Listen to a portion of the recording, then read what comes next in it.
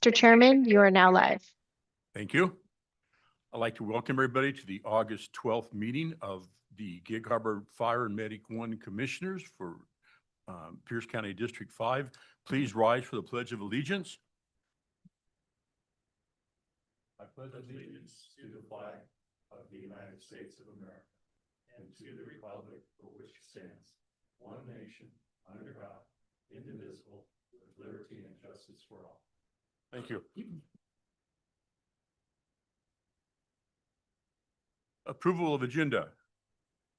So move. Second. Roll call vote, please. Commissioner Nelson, Yes. Commissioner Sudich, Yes. Chairman Enzi, Yes. Any commissioners' absences upcoming? I think Commissioner Gravina is out of town tonight, so I would move to excuse his absence. I can't remember if we did that. I didn't know if you guys did that last week or no. I'm sure he, okay. Let me just look at the minutes. Yeah, no, we did not. So I move to excuse Commissioner Gravina's absence. Second. Okay. Motion and second. Roll call vote, please. Commissioner Nelson, Yes. Commissioner Sudich, Yes. Chairman Enzi, Yes. Communications. Okay. Approval of minutes from the July 22nd, 2025 Commissioners meeting. So move. Go ahead. I'll move to approve the minutes from July 22nd. Second. A motion and a second. Roll call vote.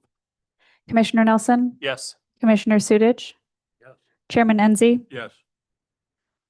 Accounts payable and payroll approvals. I'll move that we approve accounts payable checks 2037 through 2113, 2126 through 2147, payroll 2027 through 2036, 2114 through 2125 ACH payroll transfers as outlined in the agenda for a grand total of $4,618,638.20. I'll second. I can second. Yeah. Sure. Yeah. Give you a break. There you go. Okay. Roll call vote, please.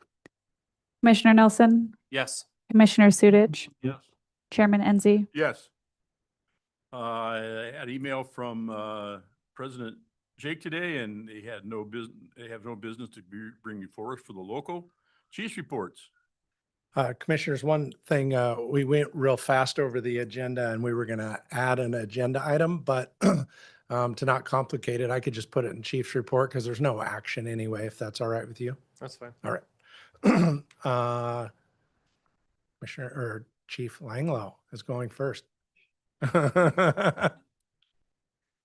All right, good evening. I got a handful of updates, all of them pretty quick. I just wanted to cover some things that happened over the last couple of weeks. This past Saturday, Lieutenant Flick and Ryan Chervanek attended the memorial for Deputy Chief Bill Mack, East Pierce Deputy Chief who passed away of occupational cancer. So Lieutenant Flick and Firefighter Chervanek went up to that, participated in the procession and then attended the funeral. They were both off duty and they volunteered to do that. Just a quick note on that, Jake had a lot of interaction with Bill Mack as part of his time with the Washington State Council of Firefighters. And then Ryan Chervanek, when he worked for VRFA before he lateraled to us, Chief Mack was his battalion chief at the time. So definitely had some connection to those two individuals. So they attended that on our behalf.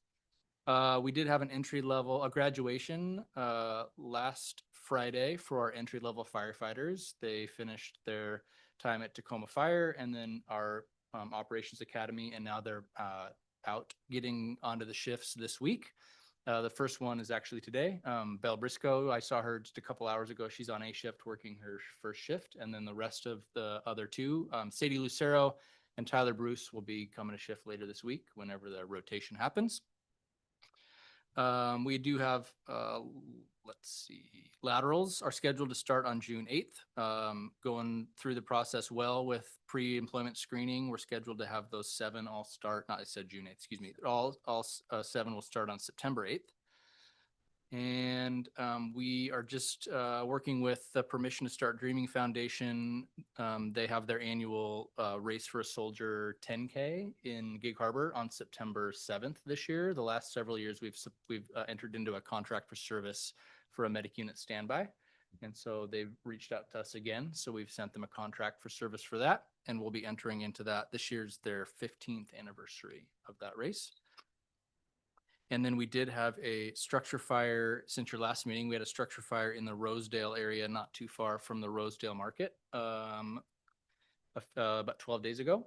And that was a B shift fire. BC O'Leary was on duty and Lieutenant Harris was riding with Lance and it was a great opportunity for Brad to get a rep. He plans on taking the battalion chief test this fall. So it's there's no, you can't recreate reality. So it's good that he got to do that in the real world with Lance by his side. It was a detached garage that had caught on fire at a waterfront home on Rosedale, the 8400 block not of Rosedale, the 8400 block of 86th Avenue. And good stop by D Shift, did a great job. And the homeowner is actually from California. I was in contact with him. He uses it as a short-term, medium-term rental for Airbnb. So we had some folks that were renting from him. No injuries to firefighters or civilians, but and we kept it contained to the detached garage. So good work by B Shift and friends. There's lots of friends in the summer with shift trades and callback. So I think that's what I have on my list, Chief. Chief Oldenburg? Yeah, I don't really have any update other than the 7 laterals are progressing in the process, and we're doing the background checks and everything for that and making sure that everything is scheduled for their September 8th start. So everything is still good to go. All right. My report, the commissioner's vacancy, we have had one person apply, had interest from a couple others, and have met with them. And so that's moving along, and we're still on track to fill that vacancy. You may have seen I put out an internal announcement. Chief Booth is retiring next June, but which may seem like a long ways away, but I needed to know if there was any internal interest first, because if there's not internal, then there's more of a process external, and what timeline. I have had multiple people express interest, so I'll be working through that over the next few months, but we did have some internal interest to fill Chief Booth's spot. Let's see, Thursday, we're going to have a little bit of a administrative celebration for some of our admin staff. Chief Corrigan and I, no taxpayer dollars, no district dollars will be spent. We'll be renting some pontoon boats and taking out administrative staff to just thank them for all their hard work lately on Thursday. Different shifts between their work and hour here, hour there. And just thought I'd let you know that we're doing that on Thursday. Negotiations. Tomorrow we have a meeting with Commissioner Sudich, Commissioner Enzi, myself, and Chief Oldenburg just to go over preparations. Our first negotiations day is Tuesday the 19th at 1300, and then we're also scheduled for Wednesday the 20th. I just received some more dates from the union, and we'll discuss that tomorrow in our session, our prep session. Last but not least, today, Commissioner Nelson, Chief Langlow, and I, as I reported, went to the Regional Fire Authority, the Tacoma Regional Fire Authority discussion. Can you bring up that PowerPoint? So let me just update you on what we learned today. It was fairly short and sweet, and Commissioner and Chief add anything that I've missed. They sent over the PowerPoint, so I thought I'd just quickly show it and then give you at least my thoughts and recommendations. So this is all the players that were invited, 8 different departments. Next one, we just did some interviews. They talked about the definitions on the next slide of a special purpose district. Are we gonna, they've been looking at, do they just become a fire district? do they become a or do they become a special purpose district, a fire district, or an RFA? And that's part of the study. They're leaning towards RFA, but the more they learn, they said to do this, they were inviting anybody that had boundaries with Tacoma. And then one of the last things that would be done would be looking at the governance. If you flip to the next one, why do it? Economies of scale, removing duplication, erasing borders, all those things when you join fire departments to have the most cost-effective service for the citizens is why they're looking at it. The next one is kind of the meat and potatoes, I guess, is they've hired or they have contacted ESCI. ESCI is Emergency Services Consulting International, and it's founded here in Washington. They haven't signed a contract yet, but they need to know what departments are interested in participating first before they can sign the contract to know how much it is to how big the scope of the project is. So they've asked us all to get back to them by September 12th if we are in or out. Take about 6 to 9 months to conduct the feasibility study.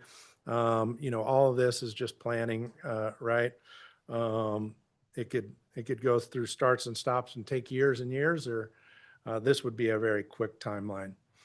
So they're asking all of us to make that decision. They said we can participate, we can drop out at any time, or not participate at all. The next one is the feasibility study, ESCI, those things that they're going to look at, the advantages, the disadvantages, the opportunities, the challenges. Flip it one more. So they're going to evaluate the fiscal, service levels, personnel, support services, infrastructure, capital, analyze it, the growth demands of anybody that's part of it, and then make a recommendation on where to go next. Again, this is going to take a long time. So with that, if you go ahead and go back one more, sorry. So with that, this is where, in talking to our team, I believe that knowledge, you can't make a decision without all the facts. And that's why I've been supportive of engaging, because I have 34 years experience, 17 years as a fire chief. I know a lot about this, and I have an opinion of whether we should or shouldn't, but that's just an opinion on experience. And until you actually do a feasibility study, you don't know the facts and the data and the finances and all those things to know if it's good or bad. My issue right now is we frankly don't have the capacity to engage. We are going through negotiations. We're going through an audit. We're about to go through another budget build. And I walked into the administrative team's office today and started talking about this, and they were very kind to me. But I can't imagine adding this to their plate. So from my point of view as a team, I do think that we should engage in this. We don't have the capacity. It's too much. It's not in our work plan. I brought a work plan to you for this year. It did not include this. And that means we would have to not do something because we're full. And I don't know what we would not do. We need to continue to build our buildings. We need to continue to run our operations. We need to go through audit. We got to get our software over the finish line. We have to go through negotiations. We have too much work right now. So my recommendation, or what I'd like to do, and unless you have strong feelings, is to say thank you, but no thank you. Now, that doesn't mean that we can't get in later. The disadvantage to it is we're not at the front as it's being built. We're not part of that process, and we would have to wait till it's built and then decide if we want to be part of it later. That's a disadvantage. But frankly, it just comes down to capacity. We don't have the capacity to do the work. So I'm not asking for a vote but if there's strong opinions to direct me differently or a different desire from this board, that's my recommendation, that I let Tacoma know thanks, but we just don't have the capacity right now. What I'm looking at as far as that timeline, Chief Ralston up in Whatcom County took 5 districts. He and I talked about this, 5 districts, way smaller than us, all 5 of them. Formed them up, relatively straightforward, took 5 years. Yeah. And nowhere near as complex as Tacoma East, Central, Gig Harbor, Key Pen, all that. Yeah. So I'm sure there'll be plenty of time down the road with probably a whole new board.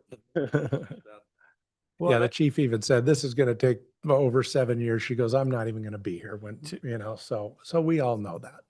To add to what Tom said, their timeline for, correct me if I'm wrong, but I think their timeline for basically engaging with ESCI, having a contract starting the process, and they wanted other districts to kind of be on board with that by September. And they made clear that there's a cost for that with ESCI that Tacoma has kind of budgeted, because the study assumes the current partners with Tacoma Fire. But if it gets bigger than that, then the cost increases, and the other entities that would participate would have to kind of pay that increase in cost to ESCI. I think that's a tough spot to put the other agencies in, to say 1 month from now, you're going to have to kind of figure out this like unbudgeted cost. I think if it was, hey, we're going to get this thing started in like June of next year, and we're going to give you some preliminary numbers, and as we go through the budget process at the end of this year for 26, people can kind of build that in and understand, like what the chief said, the amount of work that this is going to be, and you can have sort of a ramp up. I think that's more realistic. I don't know that getting all that done in less than a month, or approximately a month, is necessarily optimal. So Yeah, so, sorry. No, so it just simply from a workload in the next, to commit in the month that we're gonna do something like that. And, they're wanting our standard of cover and financial data, that, to do a study, you gotta have the information. And it would take a workload for us to provide that and interpret it and get it to them, and we just don't have it. I agree. You definitely have everybody definitely has a lot on their plates, and Yep. you get too much on there and something's going to fall through the cracks. Or I might lose somebody. What we have going right now is important to us. I mean, we're going to be two new commissioners also coming on and everything. So yeah, it is not a good time for everybody. Right. So I agree with you, Chief. Sorry, Commissioner. Frankly, being a little pessimistic, Kevin and I, Chief, Chairman Ency and I had experience with ESCI years and years ago, if you remember. And nobody let that situation happen. We'll leave it at that. Great. Well, that's I'm going to respond in that manner, unless unless you would like otherwise. I mean, I would say this, I think if, and this is a hypothetical, I'm not saying this is plausible or possible, but if there's a way to participate with minimal staff Mhm. workload and involvement, great, let's do it. But I acknowledge, I don't think that's realistic. Yep.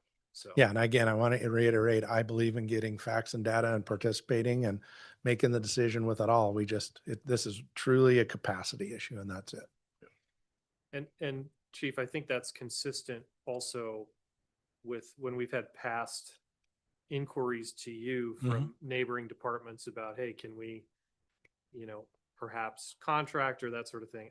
I think that was the same answer we gave in the past as well. It's like, we just don't have the bandwidth to do it. Yeah, when I was first approached by another department to do some other stuff, and of course I'll meet you with you. Of course, let's talk. We talked, and I just said, we don't have the capacity for this right now. So, Right. Yep. I have a question on a different subject, but you brought it up during yours. I'm looking at the application for our new appointed commissioner. I'm not sure that this is more involved than what you had to go Oh, I guarantee it's not what I had to go through. through. I mean, I'll be honest with you, it boggles my mind. I'm sitting here reading it. You have to be a registered voter in this district. That's it. You're qualified to be a commissioner. Why? This has been a pet peeve of mine for a long time. There are a lot of good people are going to look at this, 3 professional references. Employment screening. I'm going to make a motion that we pare this down.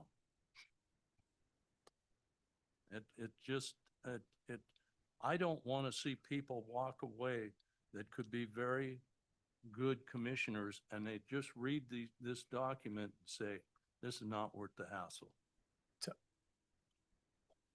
Can I comment? I think if we want to pare it down, I think it should be on the next meeting because it's not on the agenda. So to make a motion to change this, it wasn't on today's agenda, anything related to the commissioner vacancy specifically. And Tom, I'm not saying I necessarily disagree with what you're saying, where you're going. But I don't know that it's proper for us to do that today, given that it wasn't on the agenda. That would be my only concern. Your point is well taken, but this is the only time we have to discuss this. Can I give some why behind it maybe? And then to help, I understand and I agree because we wrestled with that a lot. When HR was putting and Leslie was putting this together, it was a lot more of like an employee. In fact, it even said employee stuff. And I'm like, wait a minute, this is an elected up. You are choosing a person. You're appointing somebody to a seat that, and their only requirement is that they live in the district in the 18, right? So how much information do we want? And at first it was pretty big and we kept paring it back and paring it back. And I agree with you. Where we stopped was you are appointing somebody. So there is some information that you may want as a commissioner to help you make those decisions. So if we have swung the pendulum too far, I hear you. I will say that we did send the whole packet out to you guys and ask for feedback, and we're well down the track. And I can change, but number one, I understand that to get elected, all you need to do is live in the district and be 18, right? But this is an appointed position to that elected position, and you have the right, and we ran it by Eric Quinn, all of this. And we modeled it after Snohomish. We took Snohomish County as a model and we mirrored it, and then we actually pared it down a little bit, ran it by Eric Quinn, HR, myself, sent it to the board. So I get where you're coming from because I had some of the same thoughts, but do remember that you're appointing this position and you're entitled. In fact, we can do background checks, we can do credit checks, all these things that are appropriate and legal, and we took some of that out. So if we didn't strike the right balance, I kind of feel we did, because I was trying to get you the information you needed to make that appointment. You know, do other people in the community know them? Do they have some references to help you make a good decision? But I also understand what you're saying. They don't need that to get elected, but they're not getting elected. They're getting appointed. It's a difference, right? So it's splitting hairs. They're not applying for an appointment or a position where we need everything and a background check, but they're also not just running and it's 18 and live in the district. It's kind of halfway in between. So I hope that explains a little bit more. At the end of the day, you can direct us to change, but that's the reason why behind it. And it's your appointment. I have no problem that we can do this. Mhm. My problem is, should we do it? Mhm. We have 2 gentlemen in November, whatever, 5th, something like that all they have to do is, they've already done it, be registered voters and live in this district. Mhm. and one of them will be a commissioner. Yep. I don't have a problem with most of this, but some of this, when I was appointed 18 years ago, it was probably worse than this. I had to get 3 personal references and 3 business references. And once I was appointed, the next time, I think it was Bryce, was probably appointed the next commissioner. At least I assume, because I made my point fairly loudly, that he didn't have to have any references. Now, I could be wrong. That would be up to you, Bryce, but it just, again, it's all legal, but I don't think it's fair. I honestly don't. We're running the risk of alienating some good people in the community that I can think of 2 or 3 people that won't run for any office because of the PDC. And I've tried to explain to them, it's not a big deal. They don't dig into your past, but they don't want to deal with the PDC. Well, I'm afraid this is going to be the same way, but so be it. So be it. I think it's like, as you said, Chief, you did send this out to us. We all had a chance to review and look at it. Apparently, nobody sent anything back showing their issues with anything. So I think, my opinion would be we let it stand as it is, and then maybe next time around we learn from it, like we did with the regards for personal references and some things, and we kind of wean down as on air. But I guess my personal feeling is that I don't have an issue doing the things that are on here myself. I have nothing to hide and on anything, and not afraid to do anything, even now if I had to. But anyway, Tom, you made a motion. Well, he said he was going to make Tom said he was going to make a motion. I don't know if there actually was a formal motion. But the point that I brought up is just that because it wasn't on the agenda, Right. I don't know that anybody had the opportunity or would have had the opportunity to comment on changing it. It's also on the website. The deadline is the 21st, which is next Thursday. So, Okay. yeah, That's fine. If in fact the motion is still in effect, I withdraw it. Okay. thanks, Tom. Okay. All good. Okay. Are we at standing committee reports now? Were you through with everything, Chief? Yes, thank you. Okay. Standing committee reports, as the chief said, we are going to start the process of doing labor negotiations. And I believe we start 3:30 tomorrow. It's a information meeting for you and Tom Right. and myself. So it's not negotiations. It's Right, I mean, a strategy meeting. We're Yes. starting, that's going to be a first. 3:30 step for us, tomorrow. And then next week we got negotiations. And then our I first just verified negotiations is the 19th at 3:30. 1300. Yeah, 1300? Yeah. Or 1500? Tomorrow is 15:30. Okay, 15:30. Okay. Yep. All right, Tuesday is 1300. of next week. Yep. Okay. All right. All right, so it is 3:30 tomorrow. Okay. All right. Financial report. Crystal, you're up. Hello. Okay, so we're going to go through a couple things tonight. I'm not going to share my screen. I'm just going to speak to some of the highlights for the December 2024 activity, and then I'll also go over the June 2025 activity. In the packet, we have included from page 15 to 19, December 2024 activity and March through June of 2025. So each applicable monthly financial report is included in tonight's packet. First, I'll start with December 2024. I just want to again thank everyone for their patience, for our ability to pull together all of our financial information in light of our system implementation. Implementing a financial system as not somewhat expected and somewhat not expected did take longer than anticipated. So we're happy to be past that point where we're able to produce our ongoing reports. Moving into the December activity, a couple highlights on revenue. We did come 2% above budget. Some of that was anticipated. For example, our insurance recovery payments. We had a damage to headquarters in 2023, and insurance did provide some prepayment towards those repairs in 2024. Most of those repairs actually are occurring in 2025. So there's some additional revenue that's sitting there for the upcoming capital that was happening in the next year.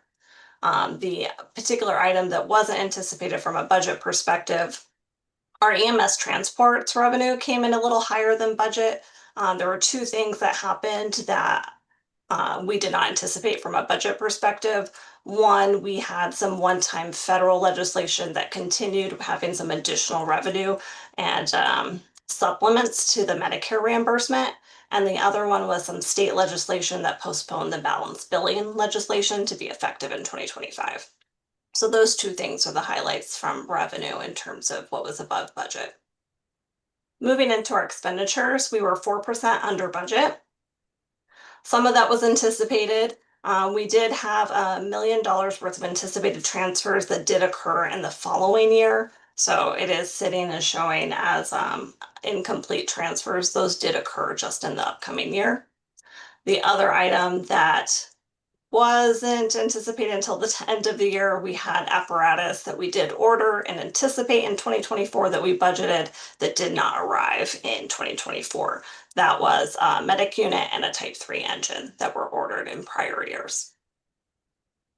Moving into the capital bond fund, we did have mostly from a construction standpoint, Station 53 and Station 57 improvements completed, but from an administrative and processing standpoint and payment processing standpoint, it was still in progress. So you'll see a lot of that activity in the 2025 reports. Training campus, that construction did start in late 2024. So from a budget perspective, we did anticipate it starting earlier in the year. We'll see the significant portion of those expenses will align with 2025 and into 2026. Moving into our cash and investments, we will have some scheduled transfer between our funds that will show in the 2025 reports.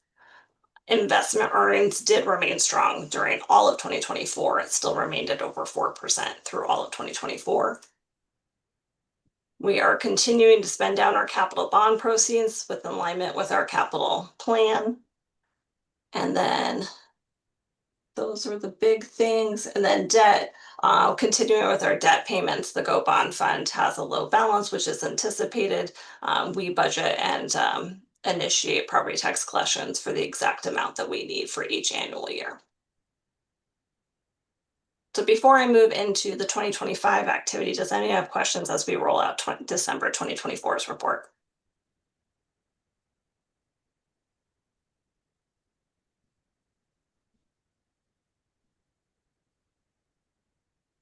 Okay, seeing none, we'll move into 2025.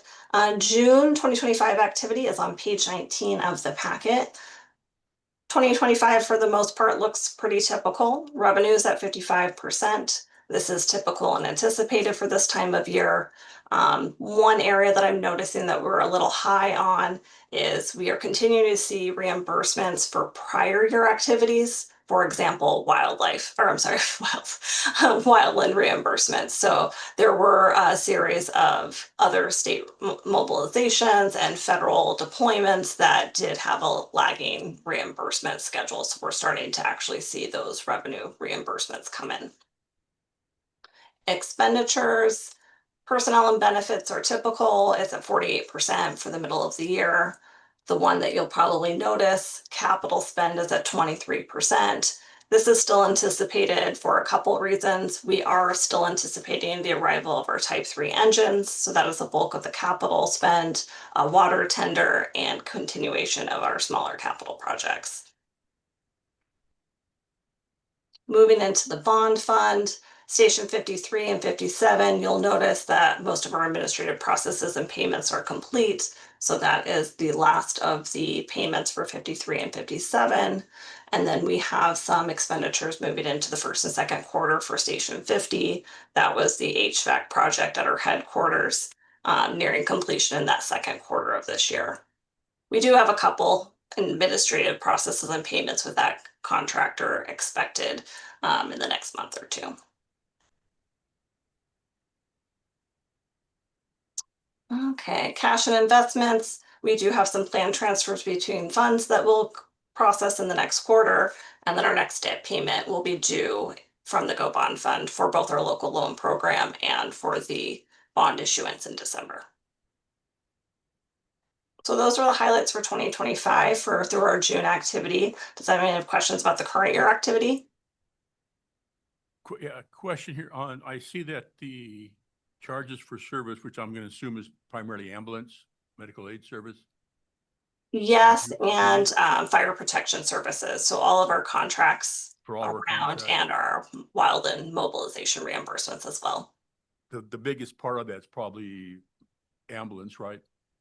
Yes, that would be the largest factor. So we're at 96% at the halfway mark? Yes. From a budget perspective, yes. Most of the items that we're seeing up through June are reimbursements for prior year activities. For example, our Wildland, where we did send individuals and didn't get the reimbursement last year or the year before. So that's why that particular line is looking really high, because it's prior year activity that we're receiving this year. You may have, I think you may have said that, but I missed that part. So, okay, thank you very much. Okay, great. Any other questions? Comments? Good job as always. Well, that's all I had for tonight, and then we'll have the next monthly July report coming up in the two Thank you, meetings from Crystal. now. Great, thank you. Chairman's report. Only thing I was able to attend the graduation ceremony here that was last Friday. A lot of people, a lot of other agencies here. I tried to get some of them to lateral to our, but they wanted lateral to our department, but a couple of the Tacoma chiefs were a little hesitant on that. So I couldn't find any people interested in lateraling to a good department. But anyway, it was a lot of family there, some sibling rivalry, I think, going on there too on some things. So it was a good event, and I'm proud to see the 3 new recruits, and all of them are hitting the street now. So hopefully they'll have a long and a good career with our department. Bond update.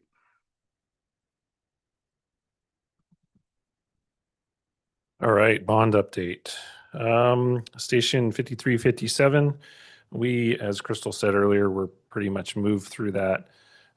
We are holding the last payment, and we're just waiting for our as-built from the contractor. So that one's done. Training campus. The weekly update was a little bit late. I sent it out on Monday morning. Everything's moving along as it should be.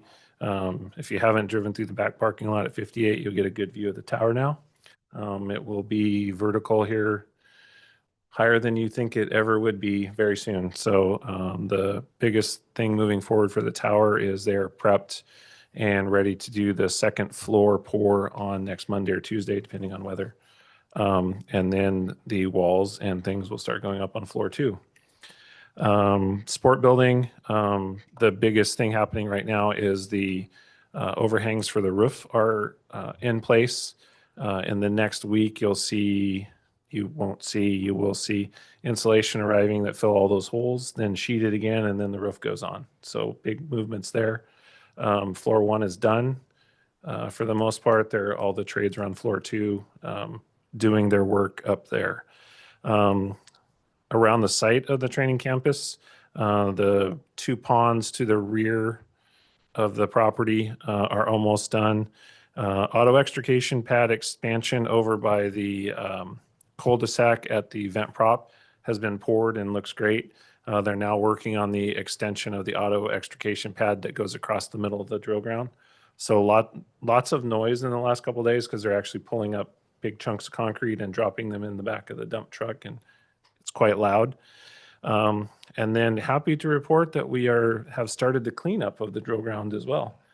We had removed 4 school buses that were there that had been sitting for a little bit and were no longer of use to us. So trying to start the cleanup process so that when we're done and we have the tower done and the support building done, that we can have a great open house and everything looks good. Because it's just going to take a while. There's a lot of things to do out there. The much anticipated Station 51 update. So our plan is done. We've been working through permitting. I worked quite a bit last week on little things. I made a visit to City Hall today to try and streamline and get some permitting things paid for. I was able to do that. Recently, the city has hired a new development review engineer to make these processes go better. He walked to the counter when I was there, maybe unexpectedly met me, and we had a great discussion. So he has made some promises to me, and I think in what we talked about, and then talking to our site civil engineer, we will truly have permits in hand in 2 weeks when we go to bid.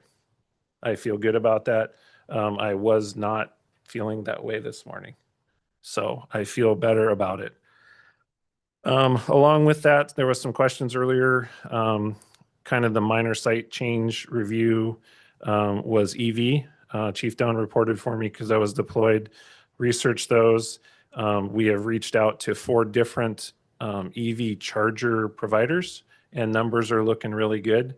In essence, we buy the equipment, and the electrician that's the sub of the general for the project will install them.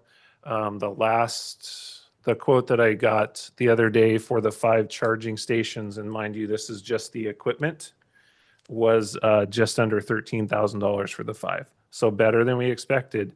Initial cost that I provided was, $12,000 each. But remember, this is just equipment, not all of the underground going to them. And then the biggest part of some of these things is the labor to put all of it in and hook all of it up. So good news there.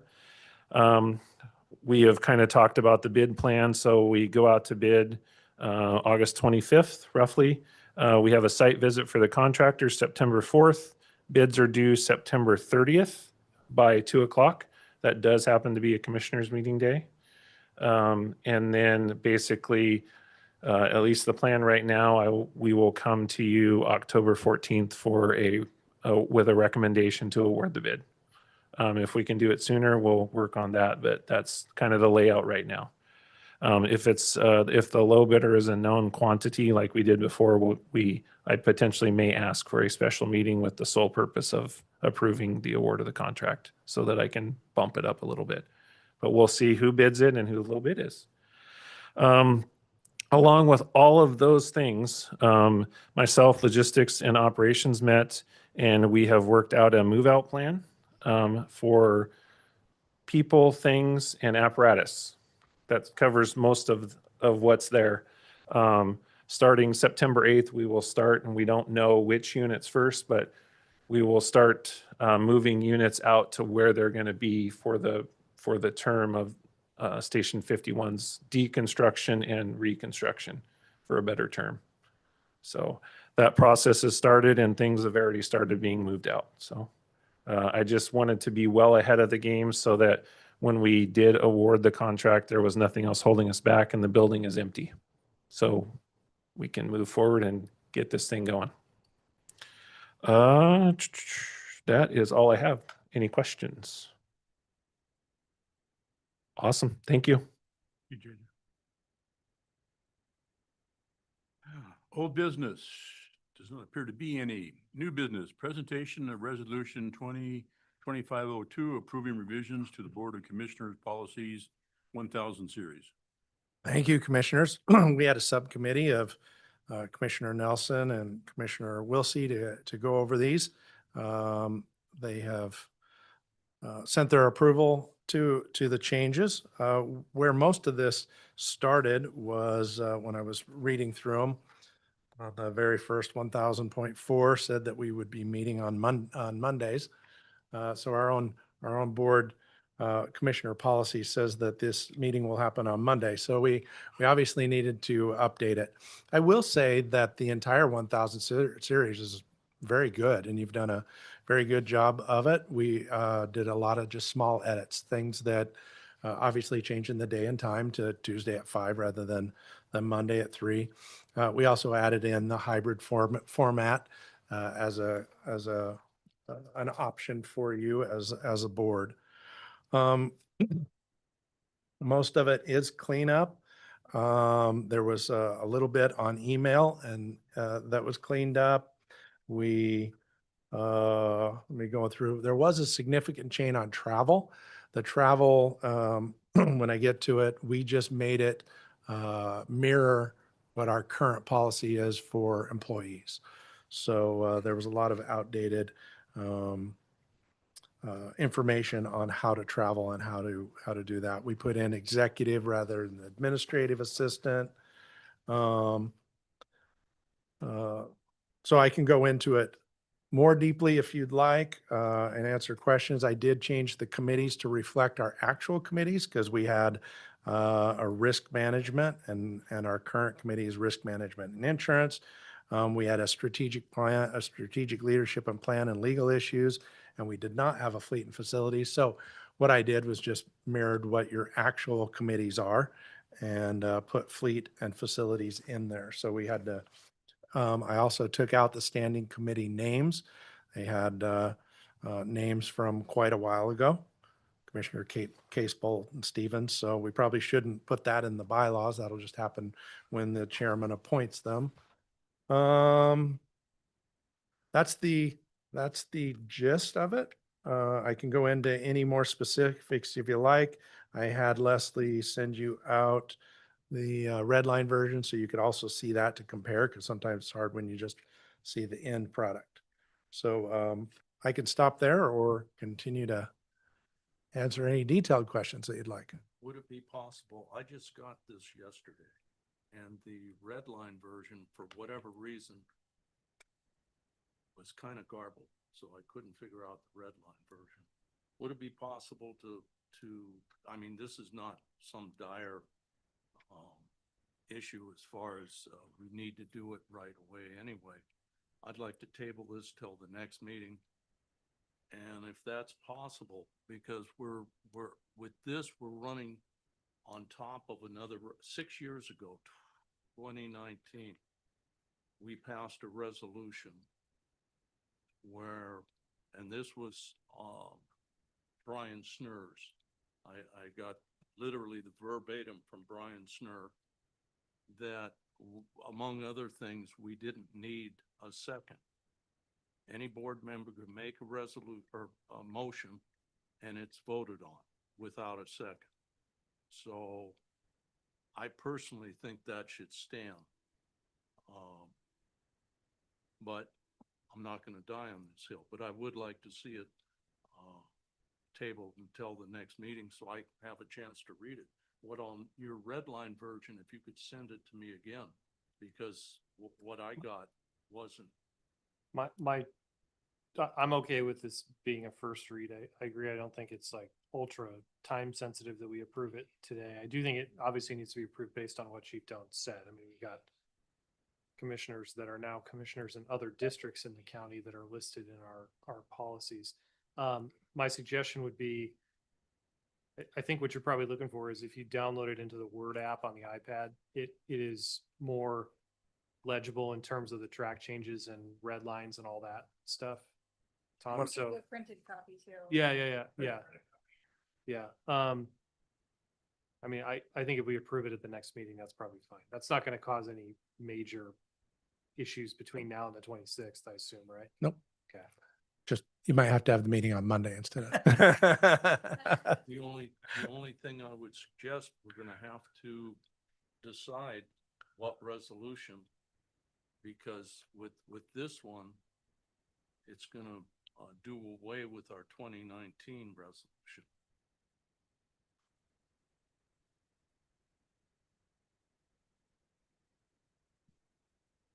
(2019-05). And this, I didn't print this up. This almost verbatim from Brian Snur. You know who Brian is. And I always thought this was a great way to do it. But if we approve this, it'll supersede the 2019. So that's just food for thought before the next meeting. I think that's just the whole idea is to update it. I think that's the whole idea, to update it, get it caught up with where we are today. So anyway, What has that got to do with 2019? well, the idea of doing a new resolution with the new board policies, overriding it, I mean, okay. No, all I'm saying is this came straight from Brian Snur. And he's, between him and his dad, they've been with. I know who they are.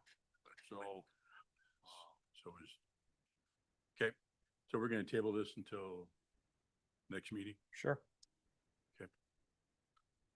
chief? All right, Got it. okay. All right. Open public comment. This is a part of the meeting where you have your chance to address this board. Please state your name for the record and you'll have 3 minutes. Anything online?